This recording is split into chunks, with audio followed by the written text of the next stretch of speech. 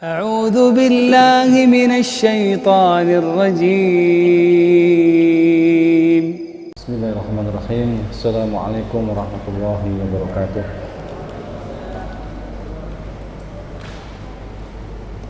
إن الحمد لله نحمده ونستعينه ونستغفره ونتوب إليه ونعوذ بالله من شرور أنفسنا ومن سيئات أعمالنا. من يهده الله فلا مضل له ومن يضلل فلا هادي له. أشهد أن لا إله إلا الله وأشهد أن محمدا عبده ورسوله لا نبي بعده.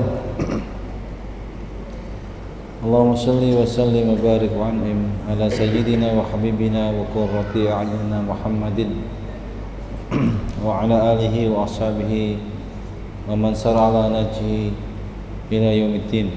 أما بعد فيا أيها الذين آمنوا اتقوا الله حق تقاته ولا تموتن إلا وأنتم مسلمون. Para masyayikh, para ustaz yang dirahmati Allah SWT, adik-adik semuanya dan hadirin-hadirat yang saya muliakan, alhamdulillah pada malam hari ini Allah SWT masih berikan kita iman dan Islam sehingga dengannya kita mampu menghadiri majelis yang mulia ini dengan jiwa dan raga yang sehat untuk mengkaji sebagian dari kisah terbaik dari junjungan kita Nabi Muhammad SAW. Pada bulan ini adalah bulan Rajab, ya, bulan di mana Rasulullah SAW menerima perintah salat, ya, menerima perintah salat. Insyaallah pada tema malam ini adalah hijrahnya Rasulullah, hijrahnya para sahabat, ya. Hijrahnya para sahabat yang mulia ke Habasyah untuk yang kedua kalinya. Kemarin sudah kita bahas bagaimana kisah hijrahnya sahabat-sahabat untuk pertama kalinya ke Habasyah, negerinya Najasyi di Afrika, di Ethiopia. Negeri yang sangat dikenal oleh Rasulullah SAW karena Rasulullah SAW itu punya seorang ibu pengasuh, yaitu Ummu Aiman. Dia adalah seorang dari Habasyah. Beliau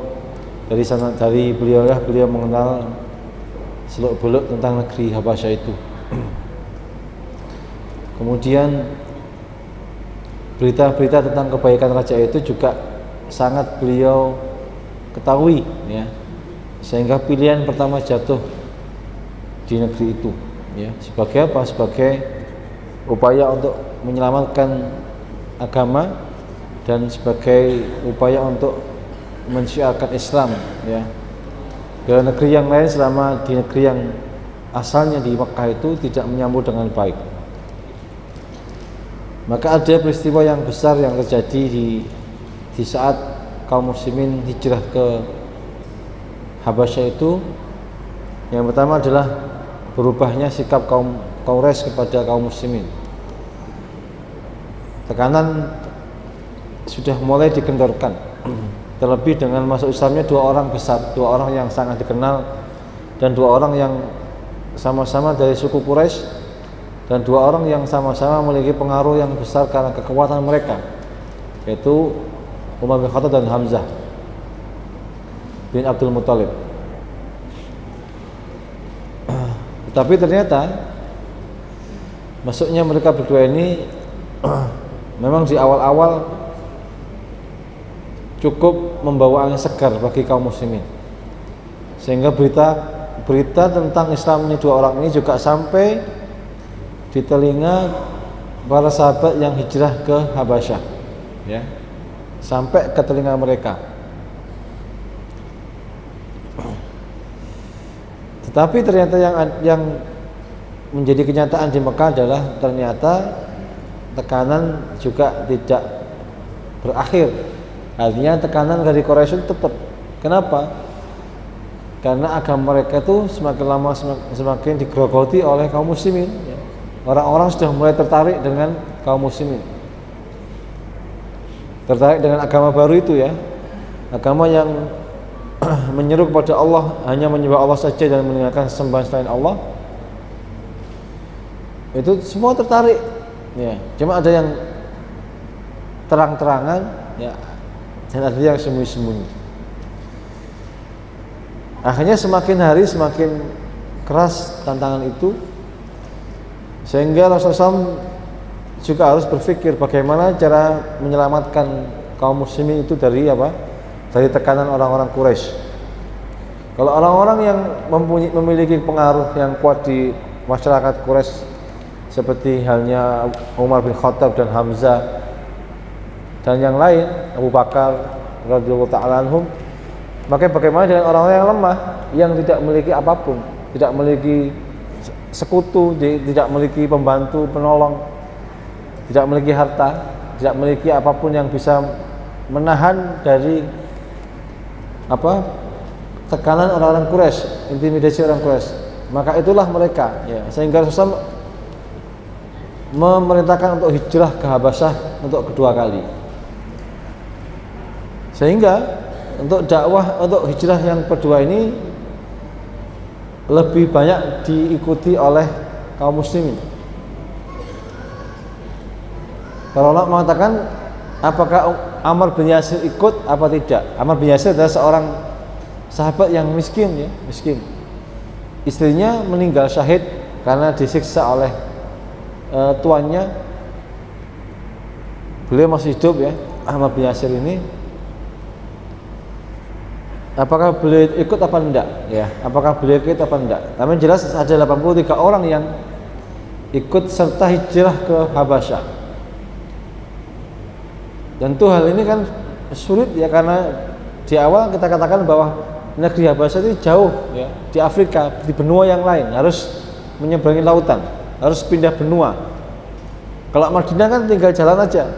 Kalau hari ini 4 jam kalau pakai bis. Kalau waktu itu mungkin berapa hari, ya, mungkin seminggu atau 2 minggu menggunakan onta atau kuda. Maka kalau Habasyah pasti butuh persiapan yang lebih panjang, harta yang lebih banyak, ya, dan kesiapan apa? Kesiapan mental yang luar biasa. Jumlah ini banyak sekali, ya, 83. Mayoritas adalah kaum laki-laki. Ada 18 orang dari kalangan perempuan, ya, 11 dari Quraisy dan yang lain adalah dari non Quraisy. Kalau di awal ada orang-orang yang dekat dengan Nabi Muhammad SAW. Kalau ini, ya, sahabat semua dekat, tapi apa? Kalau dibuat ring, ya, kalau dibuat lingkaran itu lingkarannya agak jauh, ya, lebih bervariasi. Bukan hanya orang-orang yang terpandang di Mekah seperti halnya hijrah yang pertama ke Habasyah, tapi yang ini lebih beragam, ya, lebih beragam orangnya.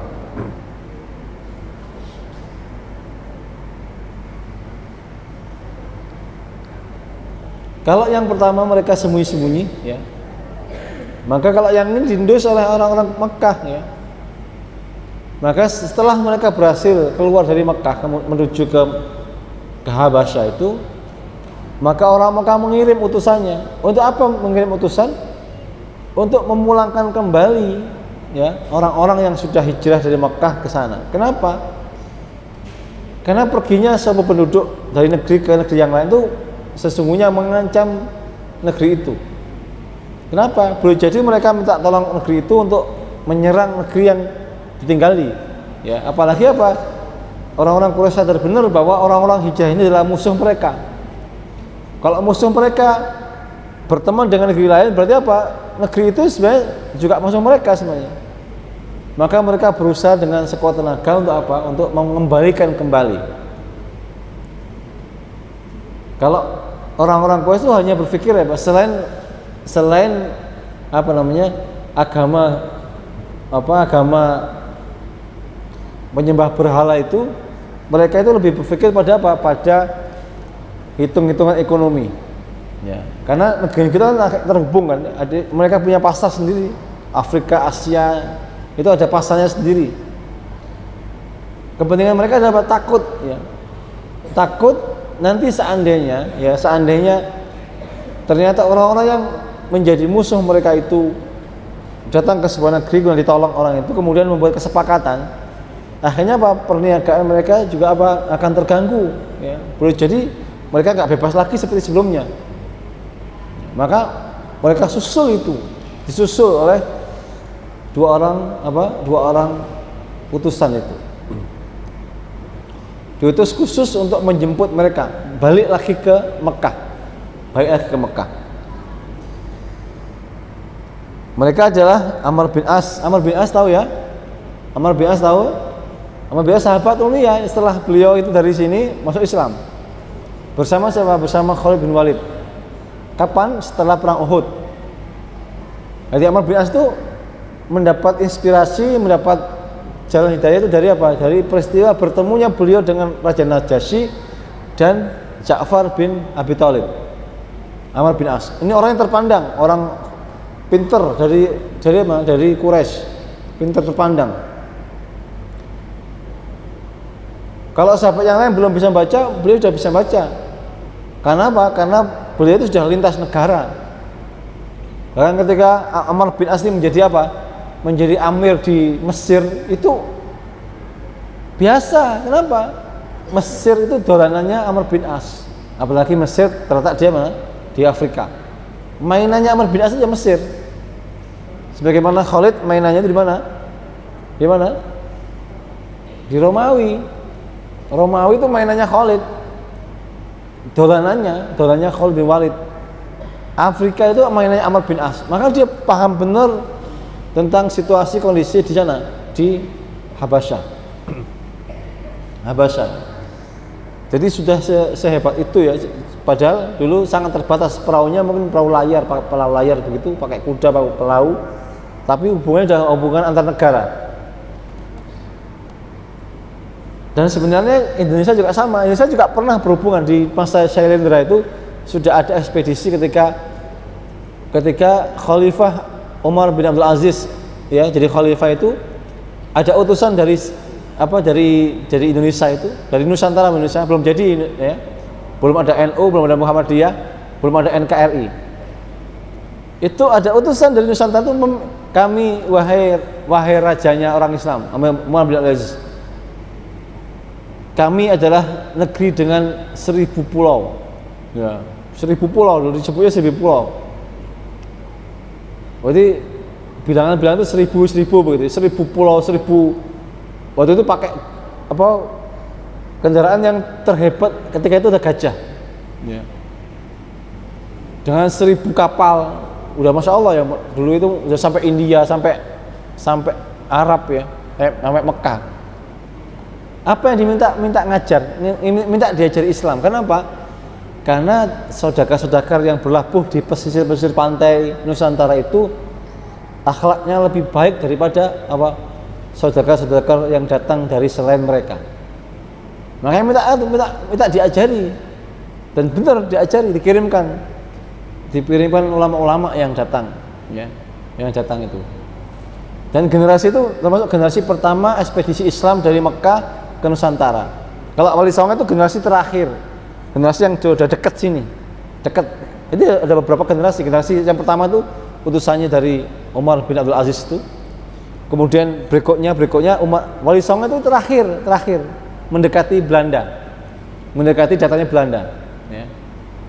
Akhir-akhir. Ya. Jadi apa saya bilang? Jadi utusan negeri ke negeri itu sudah biasa hari itu. Maka yang diutus Quraisy itu juga orang yang memang dia tahu seluk-beluk negeri itu. Sebagaimana duta besar hari ini adalah apa?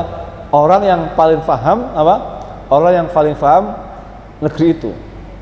Duta besar Arab Saudi, orang Indonesia ya, orang duta besar Indonesia Arab Saudi pasti bisa bahasa Arab. Ya, pasti bisa bahasa Arab. Pasti tahu tentang kondisi geografis, kondisi masyarakatnya, kondisi sosialnya, kondisi ekonominya, budayanya, politiknya, tahu semua. Sehingga dia nggak kaget ketika masuk ke luar negeri. Sama Amr bin As itu juga nggak kaget lagi, biasa dia. Kelasnya kan kelas bicara dengan raja itu beda dengan bicara dengan orang biasa. Walaupun di Mekah itu nggak ada raja-raja ya. Di Mekah itu kan suku-suku punya pemimpin, Memang yang paling besar dan paling dihormati adalah Quraisy. Tetapi apa? Namanya pemimpin ya. Walaupun adanya satu suku, itu mereka sudah punya punya cara untuk diplomasi ya, misalnya mereka tahu cara berbicara dengan pemimpin itu tahu, jadi nggak sembarangan. Hanya pemimpin yang bisa berbicara dengan pemimpin. Biar bisa nyambung begitu. Amr bin As diutus ke sana. Sama apa? Abdullah bin Abi Rabi'ah. Al-Makhzumi, dua-duanya orang Quraisy. Kaum muslimin, siapa yang mewakili? Ja'far bin Abi Thalib. Siapa ini? Sepupunya siapa? Nabi Muhammad SAW. Abu Thalib, anaknya Abu Thalib. Ya, anaknya Abu Thalib itu ada Ja'far namanya. Ali, Ja'far sama laki siapa satunya? Satu laki? Laki-laki? Siapa ya anaknya? Hamzah. Hamzah anaknya Abdul Muttalib. Bukan Abu Thalib. Hamzah bin Abdul Muttalib. Ada anak laki. Saya lupa namanya. Dan Ja'far ini mirip dengan Nabi. Mirip dengan Nabi Muhammad SAW. Akhlaknya dan wajahnya. Akhlak dan wajah itu mirip Nabi Muhammad SAW. Ini juga menarik. Kenapa? Ketika beliau ini diutus sebagai utusan, beliau ini kelasnya juga pemimpin, karena Abu Thalib pemimpin. Tapi ketika itu apa? Ketika Ja'far diutus itu bapaknya masih belum meninggal. Bapaknya belum meninggal ya. Karena beberapa tahun setelah itu baru meninggal. Ya, Amul Husn itu meninggal. Tahun 10 ya, kenabian meninggal. Ja'far ini apa? Namanya anaknya pemimpin, pasti dia punya cara memimpin. Sebagaimana di negeri kita ya. Bapaknya presiden, anaknya pasti pemimpin, ya kan? Iya enggak? Iya. Yang lain apa bisa, tapi agak susah. Tapi yang anaknya pemimpin, jadi pemimpin lebih mudah. Karena dia sudah diajari cara memimpin, juga punya duit yang banyak, punya diajari cara berdialog dengan orang, dengan rakyatnya gitu. Maka Ja'far juga memiliki kemampuan sama seperti Amr bin As. Apalagi apa? Setelah masuk Islam, pasti akhlaknya lebih baik lagi dibanding sebelum masuk Islam. Ditambah lagi apa? Rupanya parasnya Ja'far bin Abu Thalib karena mirip Nabi Muhammad SAW. Kenapa Nabi mengatakan apa? Ja'far itu akhlaknya kayak aku SAW dan wajahnya pun kayak aku. Jadi orang melihat Ja'far itu seperti lihat Nabi Muhammad SAW. Itu yang membuat nanti dengan Najasyi itu seperti akrab banget dengan Nabi Muhammad SAW. Kenapa? Ya seperti ingat begitu, seperti apa? Mengingatkan, ya, mengingatkan kepada Nabi Muhammad SAW. Maka beliau yang dipilih menjadi apa?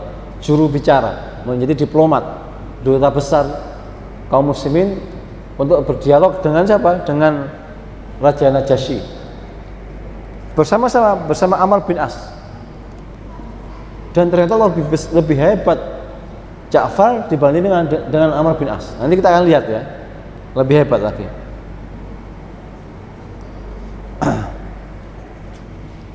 Ini dialognya ya, nanti kita baca pelan-pelan. Sebelum mereka berdua ini mendatangi Raja Najasyi, mereka dibisikin sama pemimpin Quraisy. Pemimpin Quraisy banyak ya. Ada Abu Sufyan, ada Mughirah, ada Walid bin Mughirah, ada Abu Jahal. Abu Jahal sudah mati di Badar.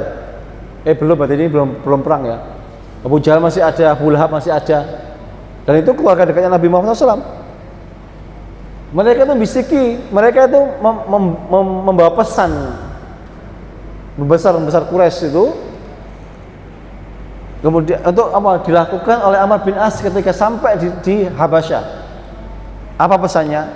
Sebelum engkau bertemu dengan Raja Najasyi, dan sebelum engkau berbicara dengan beliau, dan sebelum engkau meminta agar engkau bisa membawa pulang seluruh orang-orang Mekah yang datang ke sana, maka bawalah oleh-oleh terbaik dari Mekah dan bagikan ke setiap perwira yang ada di negeri Habasyah, setiap perwiranya.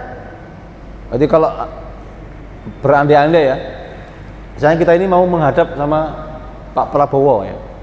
Pak Prabowo itu menteri apa? Menteri Pertahanan. Atau di atasnya lagi Pak Jokowi. Itu sebelum menggapai beliau itu kan mesti dikawal ya, namanya menteri. Raja dikawal kan banyak itu, di pos. Kemudian harus ada protokoler. Ngadepin para jenderal. Itu semua dikasih hadiah. Semua dikasih hadiah. Dan bukan hanya ngasih hadiah. Karena memang tujuan politis, tujuan agar pesannya sampai, agar mulus, keinginannya mulus, bisa dipenuhi. Apa namanya pesannya? Yang dibawa adalah kulit dari apa? Dari domba atau kulit dari unta. Dulu di zaman itu harta yang terbaik yaitu, kalau di Cina punya sutra, kalau di Jawa punya gaharu, punya permata. Bukan di Jawa, di Nusantara punya gaharu, punya permata. Kalau di Mekah, kalau Mekah itu pertemuan ya, tumpuk blek di Mekah perdagangan. Maka di Mekah sendiri punya barang-barang yang bisa ditukar atau bisa dijual di negeri lain. Apa? Barang-barang yang terbuat dari hewan-hewan. Karena orang Mekah adalah apa? Seorang pengembala. Bukan kurma yang dikasih hadiah. Kalau kurma mungkin di Afrika ada. Tapi kalau kulit binatang itu yang paling bisa membuat kulit binatang jadi bagus itu adalah orang-orang Mekah. Bahkan orang-orang Mekah itu membuat rumah dari kulit binatang. Ini coba diteliti ya. Di Quran itu ada Allah SWT memberikan inspirasi kepada kita bahwa rumah itu dari kulit binatang. Bagaimana kalau rumah dari kulit binatang? Itu nggak akan pernah mahal dan nggak akan pernah merusak bumi. Coba kalau rumah sekarang dari apa? Dari pasir, semen, batu. Nah ya, itu apa jadinya? Gunung-gunung hilang. Gara-gara apa? Dikeruk buat semen. Kalau gunung hilang gimana? Ya banjir, tanah longsor, gempa bumi. Tapi Allah sebut di Quran itu apa?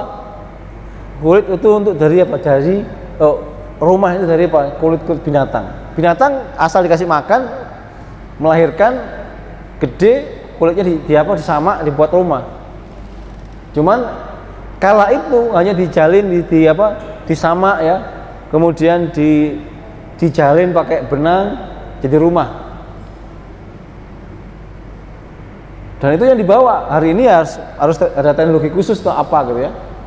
Tapi masya Allah kalau pakai itu luar biasa ya, yang bisa diperbarui. Setiap perwira dikasih kulit binatang. Ini dipakai macam-macam, bisa pakai girbah, pakai alat untuk menyimpan air, perkakas macam-macam ya, untuk pakaian, untuk sandal, untuk sepatu, untuk topi, untuk tameng, untuk selongsong, sarung pedang. Zaman dulu, masya Allah, untuk macam-macam, kulit itu macam-macam peruntukannya, banyak. Senang mereka, senang sekali, sampai dibisiki. Nanti sesungguhnya yang datang kepada kalian itu orang-orang bodoh. Nah, semua dibisiki itu. Semua. Nanti kalau aku minta kepada rajamu, agar apa? Agar mereka orang-orang bodoh itu, mereka sebut sahabat orang bodoh ya, mau kembali, bilanglah kepada rajamu, yakinkan rajamu bahwa apa? Bahwa yang paling tahu urusan mereka itu adalah apa? Kaumnya dan keluarganya. Mereka itu menyebut dirinya apa? Amr bin As dan Abdullah bin Mughirah itu, Abdullah bin Abi Rabi'ah adalah apa? Orang yang paling tahu tentang apa? Tentang akhlak, tentang kebaikan dan keburukan orang-orang yang hijrah dari Mekah ke Habasyah itu. Maka biarkan kami yang nilai, jangan rajamu. Itu yang dibisikkan kepada apa? Semua perwiranya kan. Oh iya. Orang mau dikasih duluan kan? Dikasih hadiah dulu. Makanya hati-hati kalau dikasih hadiah. Karena apa? Ada hudang di balik batu. Dulu ada ulama itu sampai dia itu apa ya? Setengahnya itu mengharapkan hadiah dari penguasa. Ulama dulu itu beda. Tidak mau mereka menerima hadiah dari penguasa itu. Kenapa? Contohnya ada seorang ulama itu bilang begini, aku terhalang sholat 40 hari, tidak bisa sholat tahajud gara-gara menerima hadiah dari seorang penguasa. Bayangkan, hadiah itu halal apa haram? Halal. Qadiyat itu pernah dikasih sama hadiah sama Harun al-Rasyid. Harun al-Rasyid ini punya apa? Punya menteri. Ketika dia gundah gulana, minta nasihat menterinya, bagaimana aku ini merasa gundah sekali, hatiku berdebar-debar dan aku sulit konsentrasi. Ya udah, waktu itu kita datang kepada ulama ini, dia kasih tahu ulama ini, dia datangi, diketok pintunya. Ini gambarannya ya, diketok pintunya. Assalamualaikum. Waalaikumsalam. Siapa itu? Omar. Oh, menterinya. Ada apa?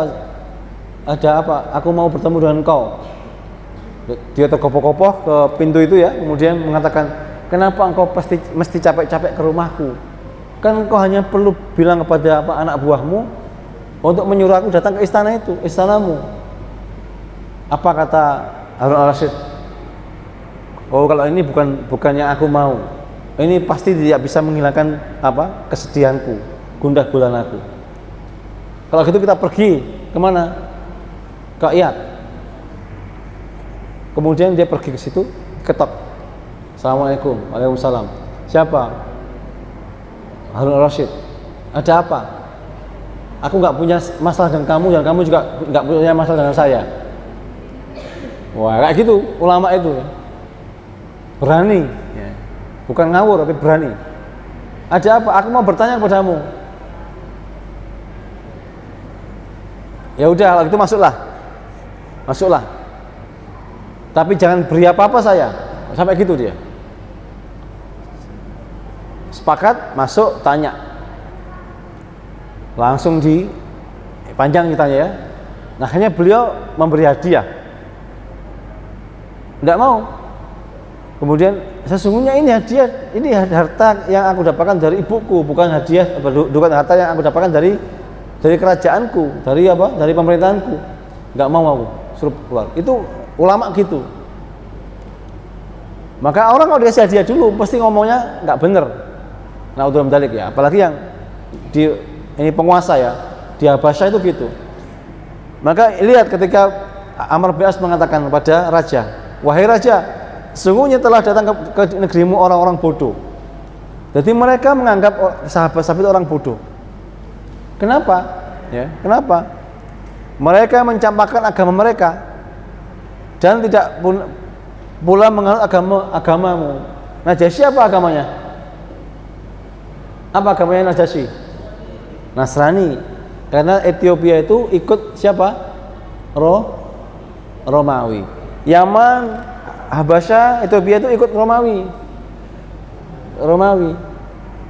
Makanya masih terasa hari ini banyak negeri Afrika yang masih beragama Nasrani. Ya, beragama Nasrani. Karena mereka mencampakkan agama mereka. Siapa yang dimaksud? Agama yang menyembah Lata, Uzza, Manat, Hubal. Agama yang menyembah patung-patung itu. Yang mereka buat patungnya sendiri, disembah, kemudian kadang-kadang membuat patung dari makanan kemudian dimakan. Kalau nggak ada dari kurma dimakan. Kalau nggak ada dari batu ditumpuk-tumpuk. Orang yang meninggalkan agama itu dianggap sebagai orang bodoh, kata mereka. Kata Amr bin As sebelum masuk Islam. Bukan agama mereka dan bukan juga menganut agamamu. Ini pinternya Amr bin As. Apa? Memposisikan orang-orang yang datang kepada Najasyi sebagai musuhnya. Kenapa? Harusnya orang yang datang itu kan dan minta perlindungan itu ikut yang dilindungi kan? Ya kan? Orang yang minta perlindungan kan harus taat, patuh, ikut sama orang yang minta perlindungan kan? Ya. Iya kan? Tapi sama Amr bin As itu diaduk-aduk perasaannya Najasyi. Mereka ini orang bodoh. Agamanya seperti agama dicampakkan, dia juga nggak menganut agamamu, wahai raja. Gitu. Justru mereka datang dengan membawa agama baru. Ya, ini belum dibongkar nih sama Amr bin As ya.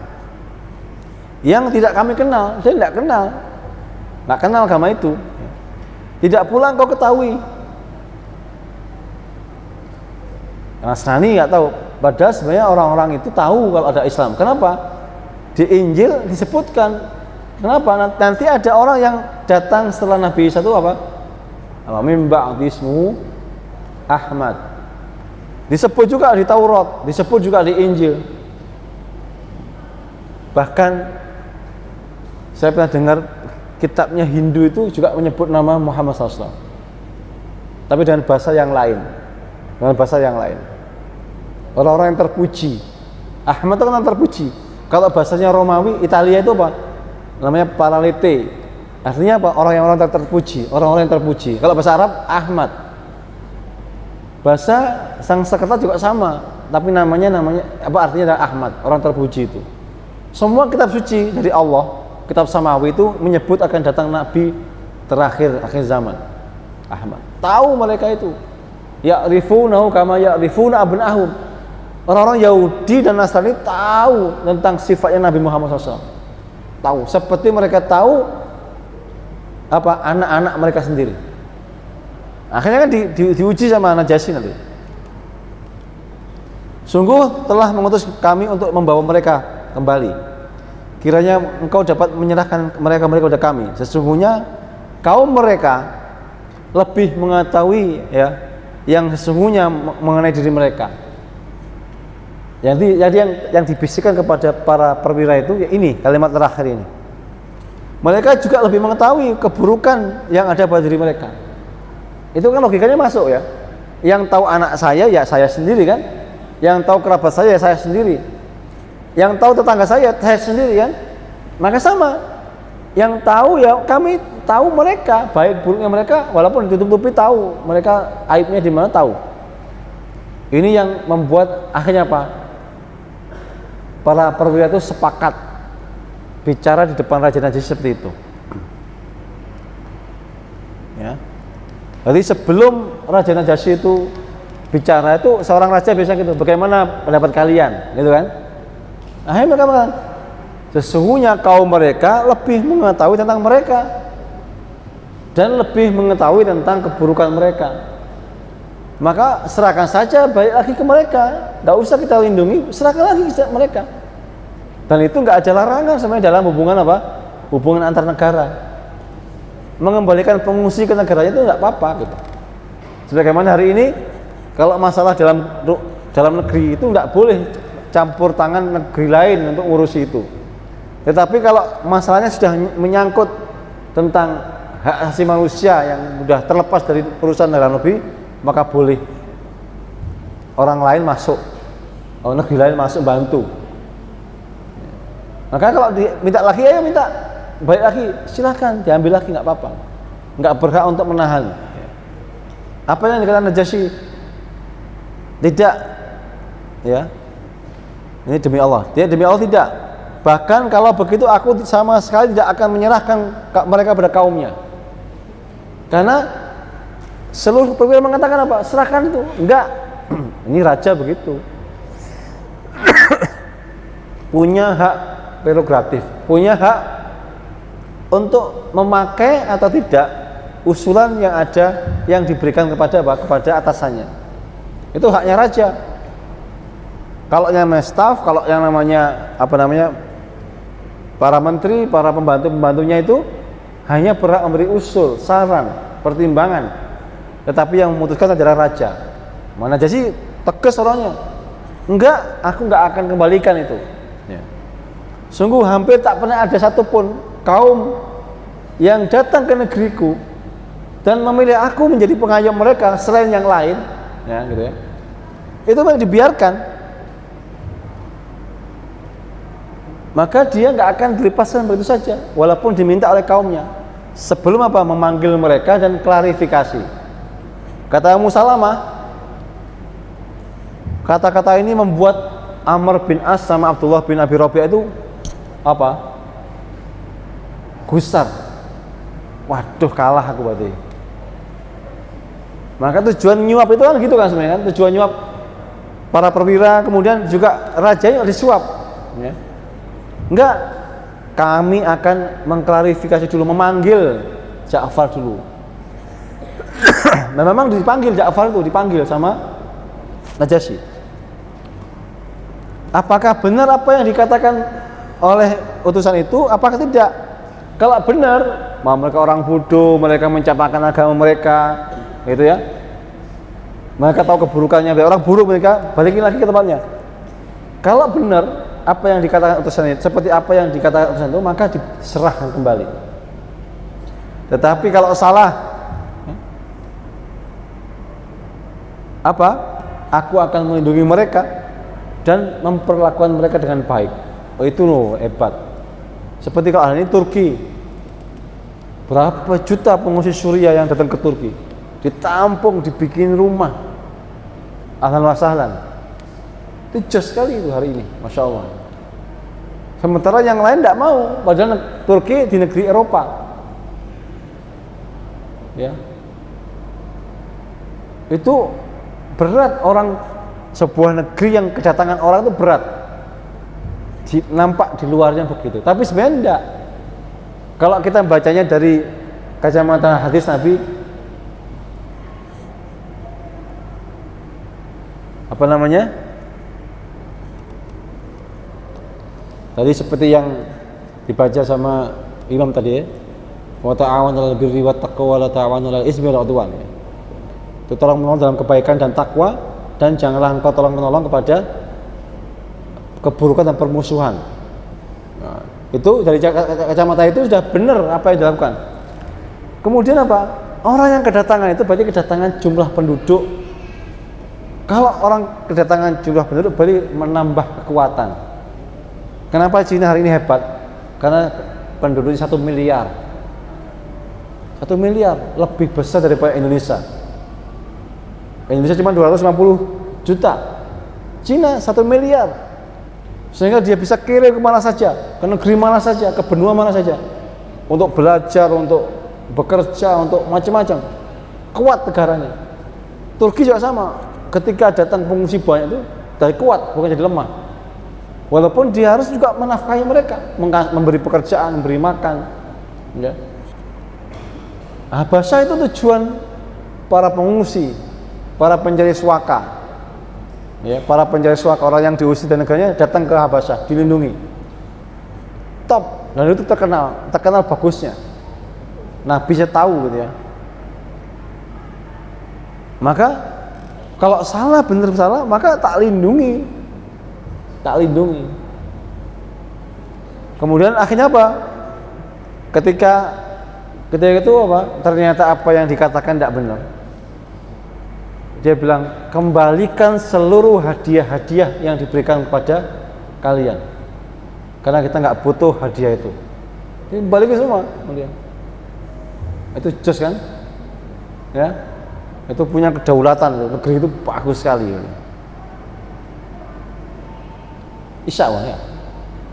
Isya. Nggih. Dereng biasanya dari sana kenceng ya. Ini setelah Najasyi bicara, kemudian beliau memanggil Ja'far bin Abi Thalib. Apa yang dikatakan Ja'far? Qala Ja'far bin Abi Thalib radhiyallahu anhu lin Najasyi, ayyuhal malik, wahai raja. Sopan sekali. Kunna qauman ahlal jahiliyah. Dulu kami adalah orang-orang bodoh, orang-orang jahiliyah. Ini telak, ini bukan ini. Apa? Dulu kami orang bodoh, berarti sekarang orang apa? Orang apa sekarang? Kalau ada orang mengatakan dulu kami bodoh, berarti sekarang apa? Pinter ya. Berarti sekaligus memukul Amr bin As, bahwa Amr bin As itu orang bodoh sebenarnya. Ya kan? Wah, ini kan kalau diplomasi itu kalah udah. Kunna dulu kami ini adalah orang jahiliyah, orang yang bodoh. Bodohnya bukan bodoh tidak bisa nulis dan bisa baca, kan Ja'far juga bisa nulis. Ja'far bisa nulis, Ali bin Abi Thalib bisa nulis. Ali itu adiknya Ja'far. Ya.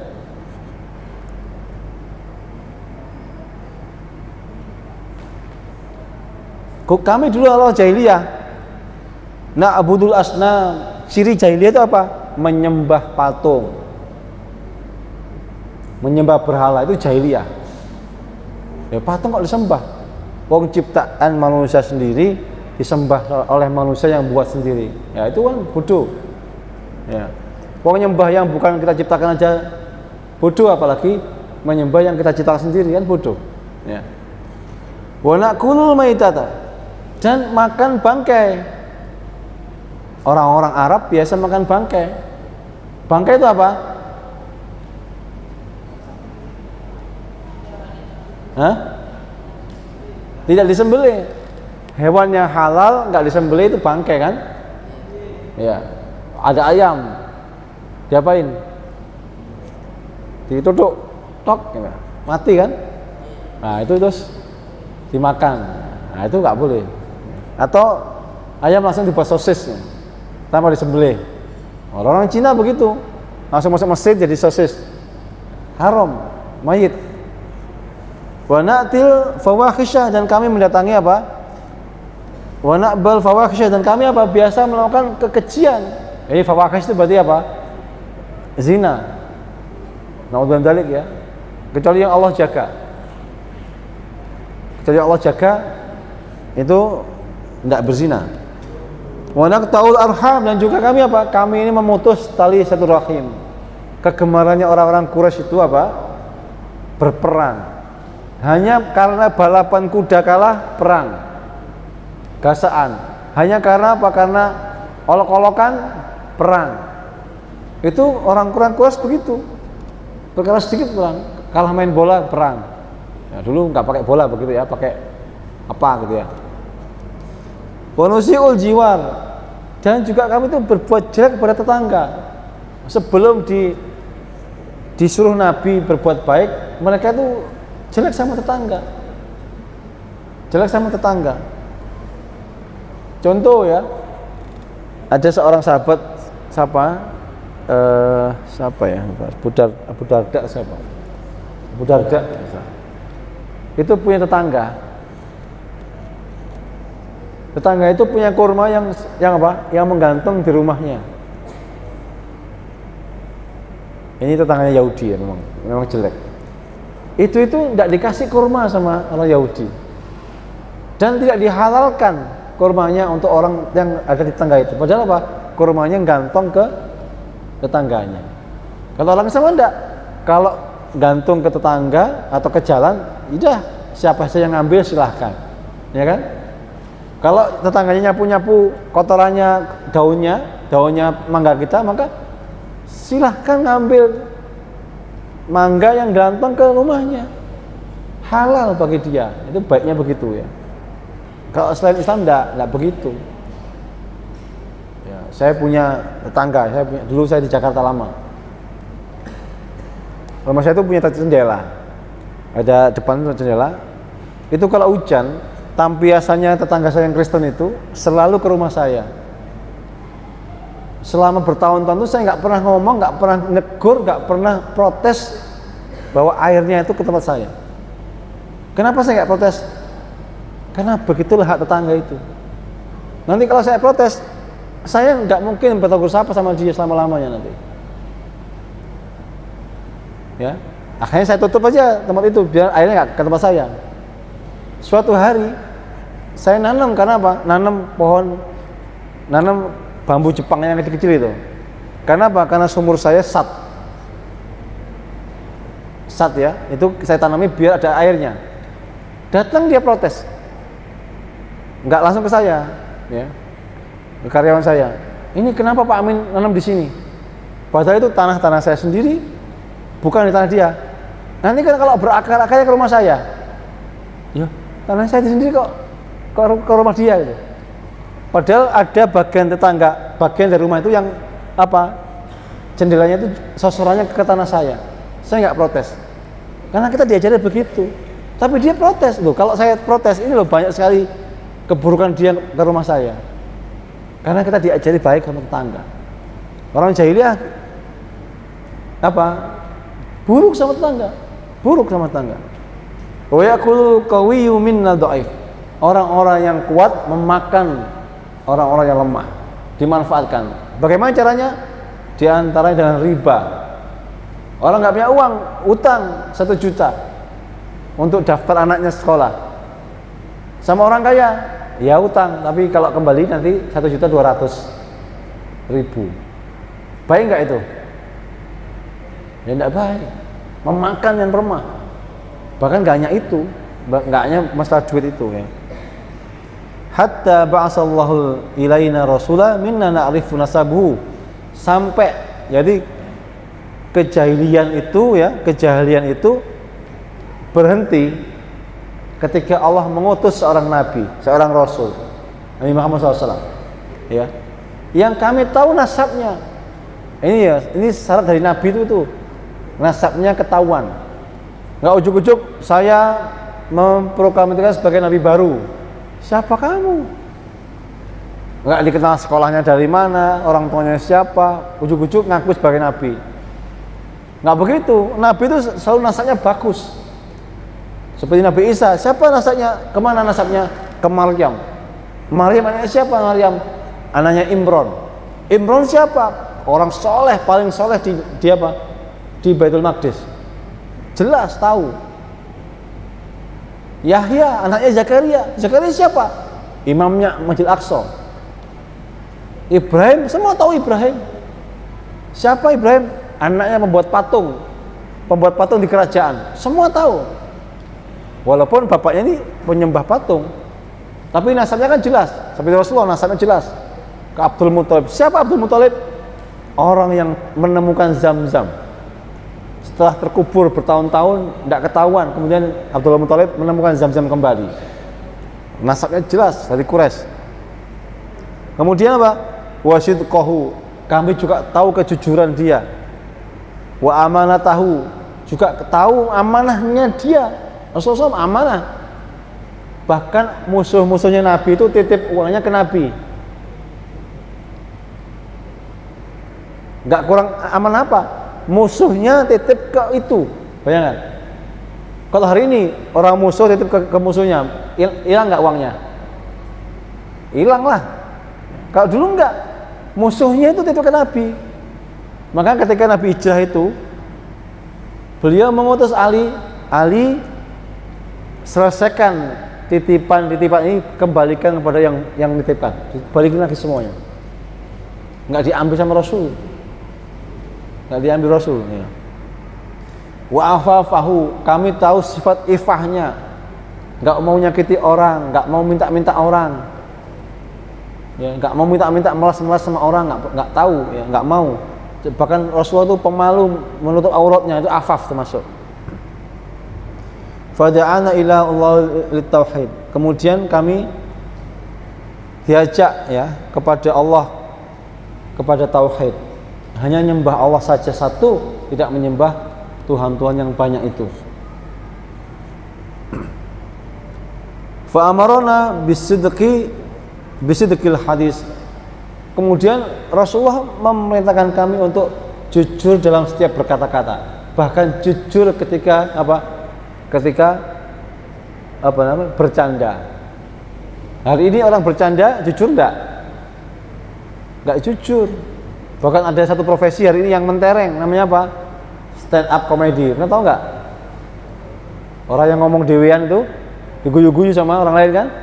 Jadi pelak-pelawak. Itu bohong-bohongan, biar lucu. Bapakku begini, padahal nggak ngelakukan bapaknya. Ya, itu bohong. Nabi melarang itu. Ya, jujur setiap hal walaupun bercanda.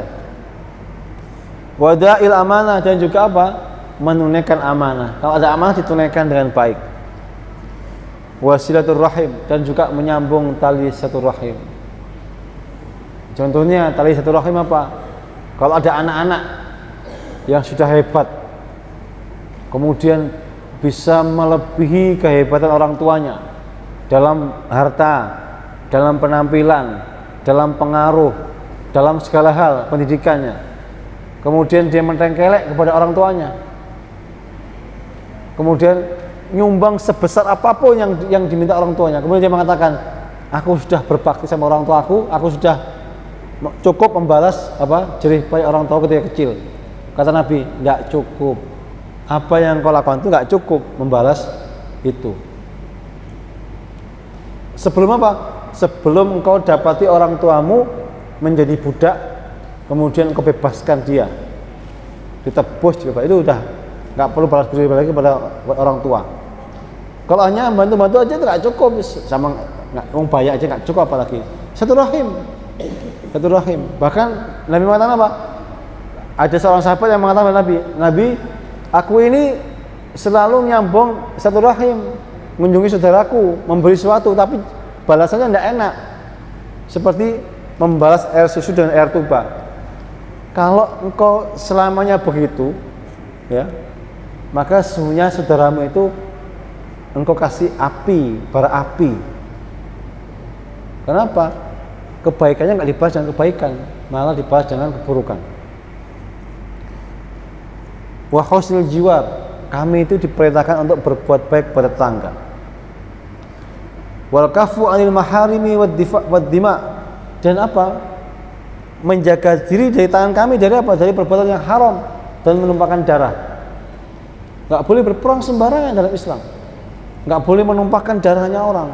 Nggak boleh bahkan mengambil dahan-dahan yang ada di jalan, dan itu punya seorang itu dituntut diambil hisabnya, ada kisosnya, ya, kaful ada.